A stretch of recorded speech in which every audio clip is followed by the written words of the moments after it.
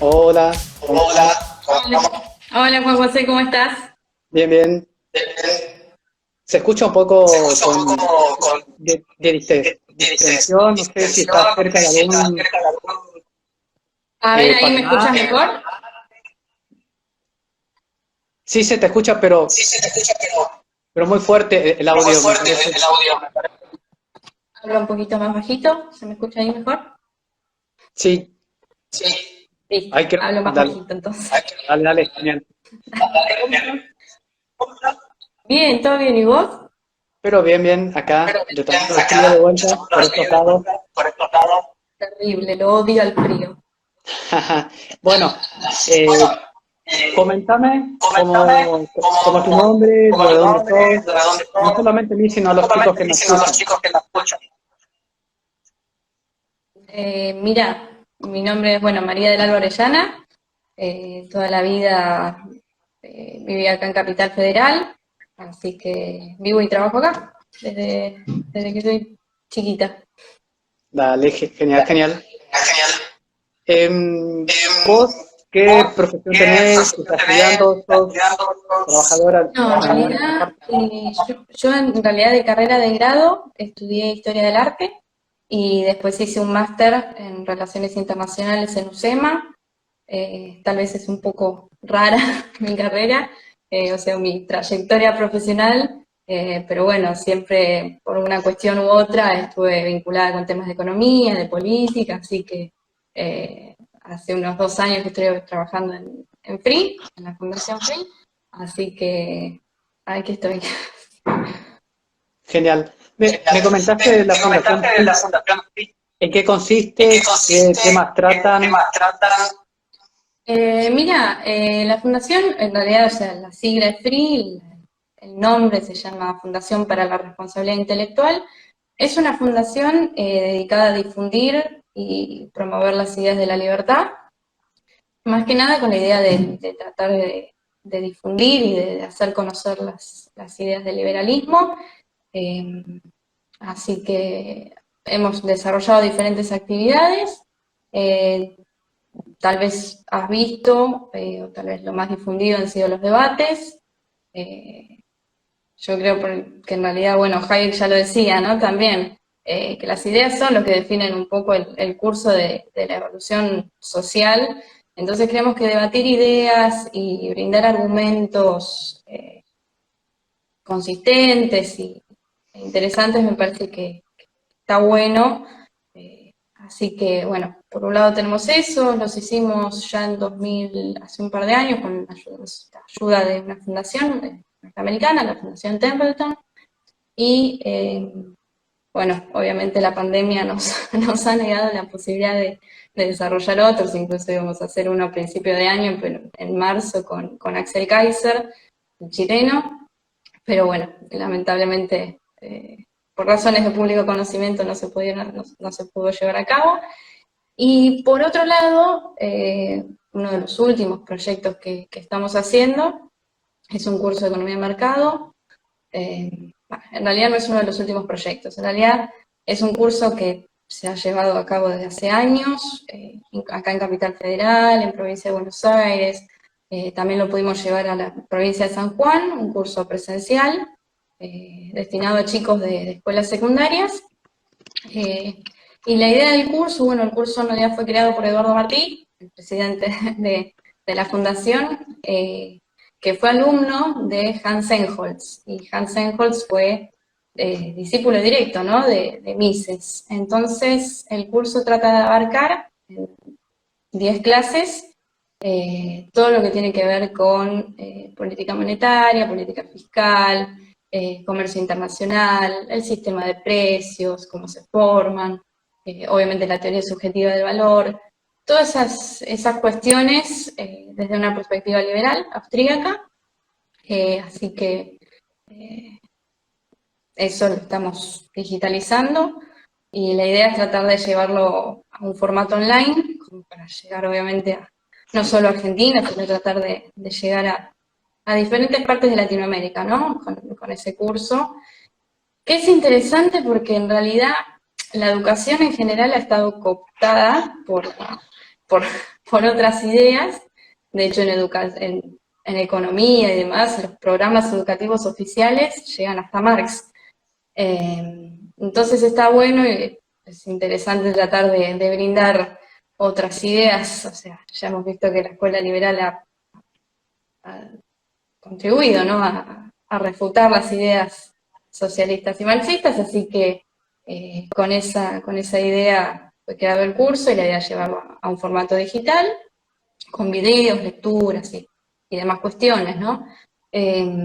O sea, yo creo que a veces las fundaciones, no sé si no son valoradas, ¿no?, pero tal vez el público es de alguna forma ingrato, si se quiere, se cree que las fundaciones no aportan demasiado, ¿no?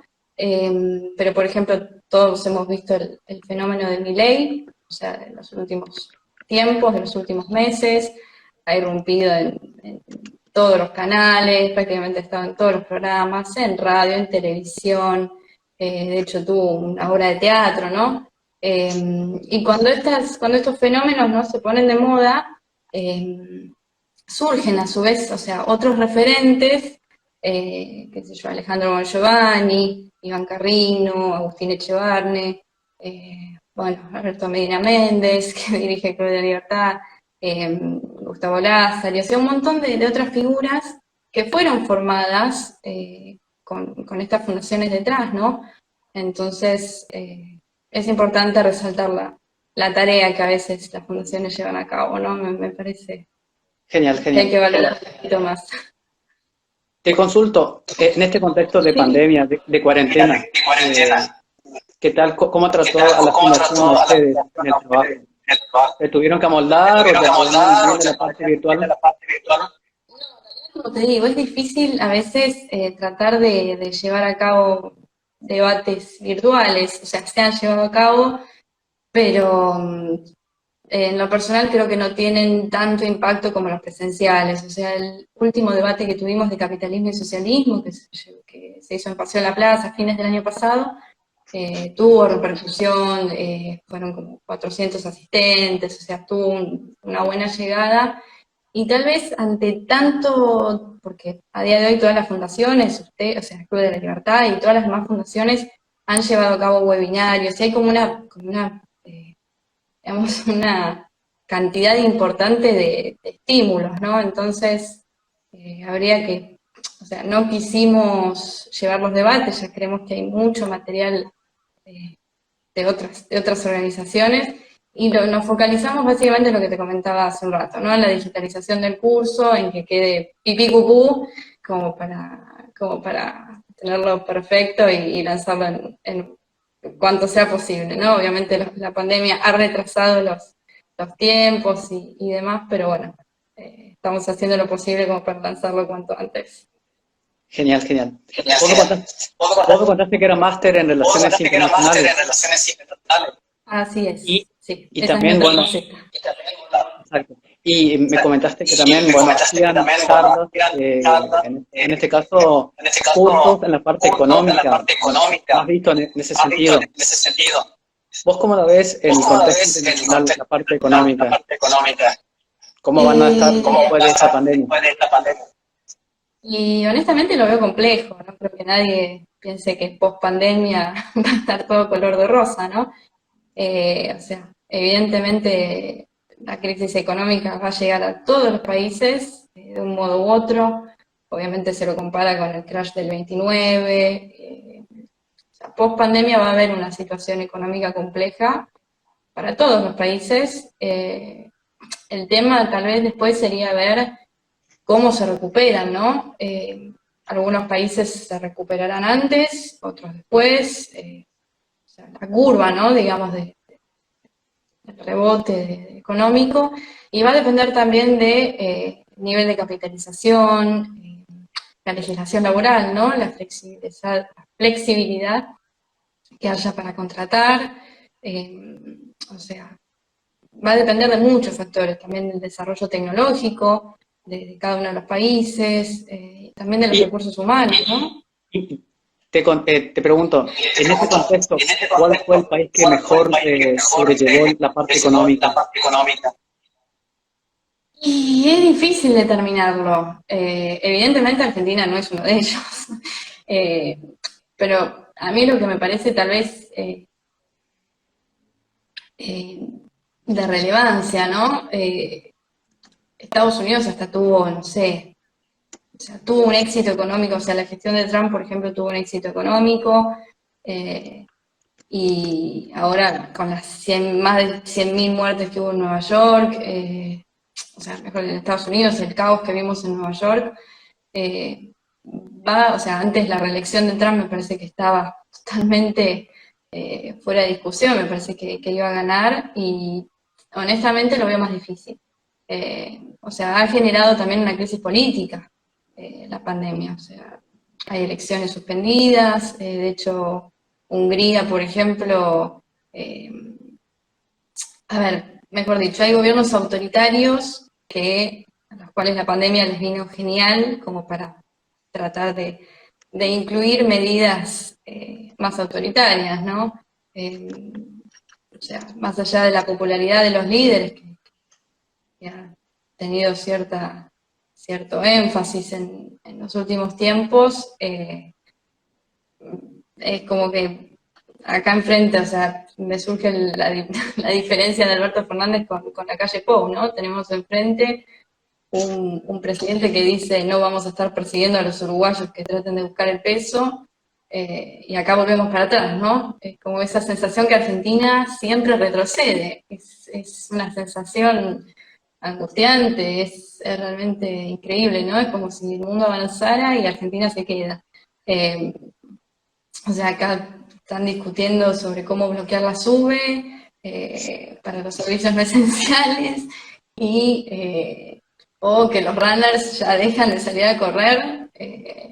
O sea, los bancos, bueno, por lo menos quedan abiertos, ¿no? Pero, o sea, tenemos dos ya líderes totalmente diferentes y con políticas diferentes y bueno, me parece que eso es innegable, ¿no? Exacto, exacto. Vos solo tocaste el tema de la parte del contexto acá local. Y vos me decías también que anteriormente depende de cada país y dependiendo de las políticas que toquen, va a ser mejor su fuerza económica. En ese sentido, Alberto limitó la parte de la economía, la parte laboral, en todo sentido en la Argentina. ¿Vos qué crees o cuál va a ser las políticas más restrictivas en adelante? ¿Cuál podrían ser? Y a ver, me parece que una reforma laboral sería positiva. Eh, o sea, a día de hoy tenés empresas que cierran porque no pueden despedir gente. Tal vez si esa empresa pudiese subsistir despidiendo gente y después tuviese la posibilidad de volver a contratarlo, eso me parecería que favorecería las cosas, ¿no? Dejar de emitir, por ejemplo. O sea, hemos tenido una emisión de 1 billón de pesos, una locura, sin respaldo, ¿no? Y o sea, la inflación que va a haber va a ser impresionante, entonces me parece que tal vez dejar de emitir y que tenemos el ingreso federal, o sea, el ingreso, digamos, de emergencia, ¿no? Eso la verdad que no contribuye, me parece, a generar realmente políticas de cambio positivo, como para que una economía florezca. Creo que hay que adoptar otras medidas, reducción de impuestos, tratar de favorecer la, digamos, entrepreneurship, ¿no? Los emprendimientos, no simplemente tirarte un huesito con los 10.000 pesos o el crédito para los monotributistas a tasa cero. Me parece que habría otras políticas más adecuadas, ¿no? Ok. Y, y te consulto con respecto a la parte del el financiamiento a las empresas. ¿Cómo lo ves que lo toman? ¿O cómo va a estar para más adelante? Las ayudas a las pymes, ¿te referís vos? Exactamente, sí, o las grandes empresas también. Sí, bueno, a ver, creo que en realidad el financiamiento las ayudas, digamos, a pagar salarios y demás que se están haciendo, en realidad es pan para hoy, hambre para mañana, porque eso lo están haciendo con emisión. Entonces, mientras que vos sigas sosteniendo un déficit fiscal, mientras que vos no vayas a las medidas de fondo, no vas a solucionar realmente los problemas, ¿no? de las empresas. Tenés que crear una atmósfera apropiada, o sea, expropiar Vicentín desde ya que es una medida totalmente desacertada en este momento, porque dan las señales equivocadas al mercado. O sea, ¿quién va a invertir en Argentina cuando puede ser que te expropien la empresa? Entonces, habría que generar o sea, un marco institucional, legal, apropiado, como para que los capitales quieran invertir en Argentina. Porque la realidad es que hoy o sea, Argentina en sí, en el mercado mundial, no es un mercado grande, es más bien pequeño, y tenés que generar unas condiciones apropiadas y atrayentes, un marco institucional serio, para poder atraer a los inversores. Está. Vos me hablaste con respecto a la parte de la fundación, y en este estudio, en este marco, hacen también trabajo de estudio, de investigación, y también marcar la batalla en este sentido. ¿Cuál vos creerías que sería la batalla para estos países latinos con ideas socialistas en ese cambio, con ideas restrictivas? Sería la mejor manera para poder salir de esta crisis. Y a mí en lo personal me parece que hay que apuntar a lo que es educación. Y educación no me refiero tanto a contenidos, sino más bien a enseñar a pensar, ¿no? A tener un pensamiento crítico. O sea, a mí me sorprende, ¿no? A veces Facebook y demás, porque hay gente que escucha a Alberto Fernández y le hace caso. O sea, no lo toma como palabra sagrada, no se cuestiona.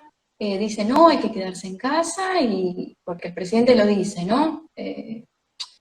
Entonces, me parece que el pensamiento crítico es algo que hay que fomentar, que hay que enseñar, ¿no? Hay que tratar de generar chicos, ¿no? Que puedan agarrar un texto y no solo entenderlo, ¿no? Obviamente las pruebas PISA las dejamos de lado porque no nos favorecen en absoluto, ¿no? Pero hay que tratar de formar chicos, o sea, por en definitiva, digamos, los estudiantes de hoy son los líderes del mañana, ¿no? Y en realidad yo creo que el conocimiento es constante, o sea, uno puede, es como a ver, yo en general, más allá de mis estudios, ¿no? Propios, siempre trato de chusmear a ver qué hay online en YouTube, y la realidad es que hoy en día hay tanto recurso, tanto, que si uno realmente quiere aprender algo, no tiene excusa. Es cuestión de prender la computadora y con la conexión a internet ya alcanza, es suficiente, porque más allá de la educación tradicional, ¿no? En la escuela y demás, hoy en día hay un montón de MOOCs, digamos, cursos online brindados por universidades prestigiosas, ¿no? Yale, Harvard, MIT, incluso para cuestiones más de ingeniería o de ciencias exactas. O sea, hay un montón de recursos que antes hubiesen sido impensables. Y obviamente también creo que es algo que se tiene que fomentar desde casa, ¿no? Qué sé yo. Mi mamá, por ejemplo, en vacaciones de invierno siempre trataba de hacer planes culturales o tratar de fomentar, ¿no? La creatividad más allá o sea, en realidad el gusto por el conocimiento. Entonces, de alguna forma me parece que el homeschooling es algo interesante para plantear. Pero bueno, más allá o sea, me parece que el foco de la educación es enseñar a pensar. Tenemos que tratar de despegarnos de la idea de la educación pública, porque educación pública suena muy linda, pero, o sea, como término, ¿no? Bueno, todo el mundo tiene derecho a ser educado, ¿no? Y en realidad es un término medio como que esconde, en realidad la educación, o sea, educación pública en realidad equivale a decir educación estatal, ¿no? Con una currícula establecida por burócratas de turno, desde el Ministerio de Educación, o qué sé yo, la CONEAU, que define o sea, qué carreras podés dar y con qué estructura curricular. Algunas pequeñas, o sea, institutos, ¿no? Que tienen que pasar por un montón de cuestiones burocráticas y de aprobación oficial para poder funcionar, ¿no? Y, o sea, hay una carencia de competencia, porque uno puede decir, bueno, mando a mi chico si tengo la posibilidad a un colegio privado, pero en realidad los colegios privados o cualquier instituto manejado, digamos, por privados, también tienen que ser aprobados por el Ministerio de Educación para poder funcionar, desde regulaciones, desde, no sé, tener rampas de acceso, tener los baños para mujeres y para hombres, qué sé yo, las medidas de seguridad, de higiene, que eso está perfecto, ¿no? Y, o sea, hay un montón de cuestiones que tienen que atravesar las instituciones para poder funcionar, y me parece que con un control estatal deficiente también, ¿no? Pero Ok. Te consulto con respecto a la parte de la educación. Escuché y sí, es cierto que por ahí no hay una autoevaluación y una parte de las personas puedan razonar por sí solas. Y vos que trabajás en esta fundación, ¿vos para cuáles serían autores mejores para poder darle esta cabida a los chicos? En la parte política, en la parte económica, en la parte social, ¿con cuál se podría empezar a trabajar? Bueno, a mí me parece que tratar de difundir el pensamiento de los economistas clásicos, por ejemplo. O sea, estuve viendo los seminarios, por ejemplo, Libertad y Progreso, eh, donde se trataban obras fundamentales, ¿no?, del pensamiento liberal, desde Adam Smith, John Locke, Hayek, Popper, o sea, un montón de autores que me merecen ser releídos, revisados y tratar de llegar a los chicos con estas ideas. eh, a ver, tratar de revisar los clásicos. Creo yo que, a ver, también tenés recursos, por ejemplo, hay un video súper interesante, divertido, qué sé yo, atractivo, que se llama Yo Lápiz. Seguramente lo habrán escuchado. eh, que habla justamente sobre la mano invisible del mercado de Adam Smith, ¿no? Cómo el lápiz en sí mismo es un milagro de cómo se construye, ¿no? Un lápiz, la goma de borrar, el metalcito que lo rodea, la madera, el grafito, y cómo el orden espontáneo del mercado genera el milagro del lápiz, ¿no? Lo mismo podríamos pensar para cualquier tipo de producto. Entonces, tratar de llegar a los chicos con esas ideas simples, con videos atractivos, piolas, o sea, con un lenguaje mucho más ameno y divertido, para que se acerquen. Me parece que eso es tratar de llegarles en el lenguaje más joven, si se quiere. Exacto, sí, sí. Por ahí es la crítica que se le hace a la parte liberal, llegar a los sentimientos, llegar a la parte de la realidad también, mucho autores y falta de realidad en ese sentido. Te comento, para este ciclo está pensado también que los entrevistados den su opinión en cuanto a autores o libros que influyeron en su vida. 3, 4, lo que vos quieras. Está en total libertad como para decirnos cuáles fueron los que te influyeron hacia vos y podés contarnos también. Difícil. A ver, depende también cuánto quieran leer, ¿no? Si uno, a ver, en realidad hay, qué bueno, se me ocurren varios títulos. A ver, hay cosas tal vez más básicas, más de difusión. Hay un libro de Iván Carrino, que creo que es Liberalismo en 10 principios, no sé si estoy diciendo bien el título, pero es un libro hiper cortito, hiper básico, lo puede leer un chico de 15 años, me parece en ese sentido un gran aporte de Iván, porque es básico y es súper entendible. Por otro lado, se me ocurre Economía en una elección, que ya es un clásico, yo supongo que te lo deben haber dicho 1000 veces, de Henry Hazlitt. También ameno y no es una cosa, un ladrillo. Y para ladrillos tenemos, por ejemplo, La acción humana de Mises, eh, qué sé yo, La riqueza de las naciones de Adam Smith, o sea, se me ocurren en realidad un montón de autores clásicos que podría recomendar, pero voy a dejar la listita ahí. Genial, genial. Bueno, antes para terminar, me gustaría que nos digas una invitación o no sé, tu opinión acerca de cómo lo ves a Argentina también de acá en adelante. Un minuto para poder explayar con respecto a esto. ¿Sobre el futuro de Argentina? Exacto. Oscuro, creo que con eso lo sintetizo todo, no hace falta un minuto. Lo veo oscuro, muy oscuro, lo veo negro azabache, pero bueno, es ¿Algo cuestión positivo de eso? algo positivo.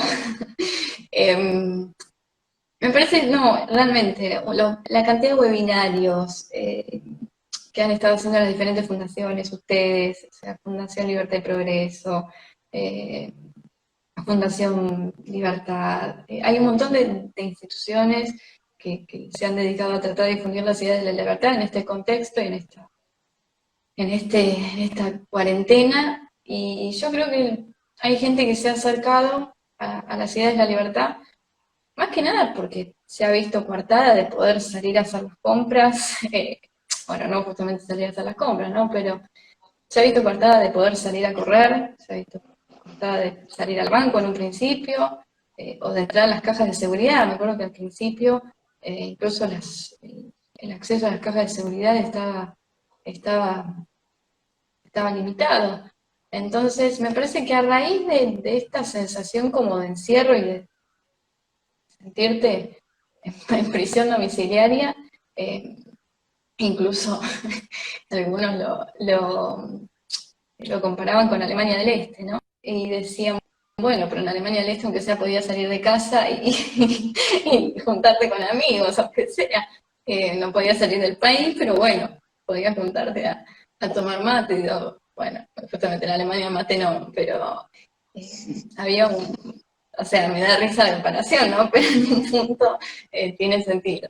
Así que diría que hay un montón de gente que se ha acercado a las ideas de la libertad claro, cuando ves que no la tenés del todo, tal vez la valoras un poquito más. Sí, claro, con esta cuarentena se cortaron bastantes libertades, entonces se dio lugar para el estudio y bueno, la aprehensión de conocimientos también. Sí, yo Así que, lo que en realidad incentivo a todos a que sigan, o sea, la verdad que YouTube y hay un montón de recursos online como para seguir aprendiendo, para seguir estudiando, para seguir formándose, para seguir creciendo intelectualmente y, y que, bueno, sí, y esperando que las ideas de la libertad lleguen cada día a más gente. dale. Te dejo un minutito entonces como para que puedas invitar a tu fundación para que dejes información y bueno, se acerquen a chicos. A ver, bueno, Free está en Facebook, está en YouTube, no tanto en Twitter, pero bueno, Fundación para la Responsabilidad Intelectual, la pueden buscar, incluso están los debates sobre los cuales te comentaba, están subidos online, incluso hay algunos fragmentitos de partes destacadas de los eventos, y bueno, eso sería todo. Dale. Bueno, muchas gracias por acompañarnos, por darnos tu ratito, tu minuto de tiempo, tu perspectiva también con respecto a tu opinión. Y te estamos invitando para una próxima jornada. ¿Sí? Dale, Muchas bueno. gracias. Y a lo que nos están No, viendo, bueno, sí, decime. no, te estaba escuchando. Ok, y para lo que nos están viendo, bueno, mañana también tenemos una perspectiva de joven con Lautaro Sosa, coordinador de Jóvenes con Liberty. Así que están invitados y nos estamos viendo en la próxima oportunidad. Hasta luego. Chao, chao. Chao, chao.